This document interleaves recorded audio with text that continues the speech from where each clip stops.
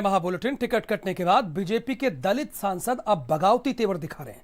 कोई पार्टी छोड़ रहा है, कोई जनता के बीच जाकर आंसू बहा रहा है, कोई पार्टी पर जाति के नाम पर भेदभाव करने का आरोप लगा रहा है। ये बीजेपी के उन योद्धाओं की तस्वीरें हैं जो उम्मीदवारों के लिस्ट आने से पहले ही पार्टी में शक्ति और भक्ति के साथ मेरा बूथ सबसे मजबूत कर रहे थे, पर लिस्ट आई तो मंसूबे टूटे और ये मजबूती भी बिखर कर सड़क पर आ गई।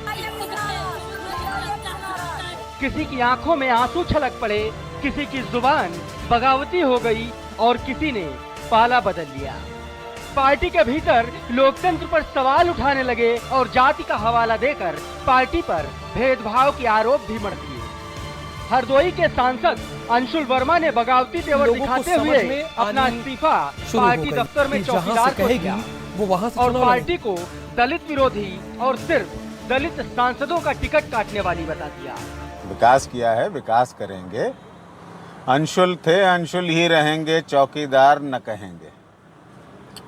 मेरा इस्तीफा जो है, मेरे ख्याल से अगर विकास ही मानक था तो 24,000 करोड़ रुपया लगाने की, आखिरी पायदान से 14वें पायदान तक लाने की सजा हो सकती है। कुछ ऐसी ही भावनाएं और उपेक्षा का दर्द बाराबंकी से सांसद प्रियंका रावत ने भी दिखाया और पार्टी पर उनके दलित होने के कारण उन्हें टिकट न देने का आरोप लगाया। प्रियंका बीच जनता में भाव विभोर हो गयी और आंसू छलकाते हुए बगावत का बिगुल भी फूंका। बहुत आहत हुई हूँ। एक महिला होने के नाते, एक एससी होने के नाते मुझे सजा दी जा रही है, जब टिकट देने की बारी उठाकर किसी और को दे दिया था। 5 साल तक मोदी सरकार में मंत्री पद का मजा लूटने वाली कृष्णा राज के भी टिकट कटने के बाद आंसू दर्द बनकर छलक गए और मंत्री के समर्थक भी सड़कों पर उतर आए, नारेबाजी भी करने लगे। देखिए जरा।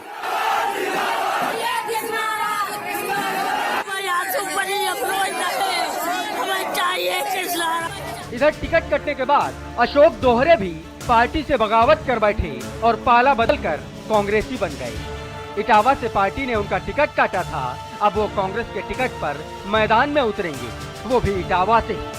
कांग्रेस पार्टी इस देश में सर्व समाज के हित में काम करने वाली पार्टी है और मुझे लगा कि इस पार्टी में इस देश के सभी समाज के लोगों का हित सुरक्षित है, इसलिए मैंने सोच विचार करके कांग्रेस में काम करने का फैसला किया। जिस तरह से दलित सांसदों के टिकट कटने के बाद बगावत देखने को मिली है, वो पार्टी के लिए बड़ी चिंता बन सकती है। यूपी में सपा बसपा गठबंधन ने जातीय समीकरण को वैसे ही बीजेपी के लिए। तो चलिए आपको सीधे अयोध्या लिए चलते हैं, जो कि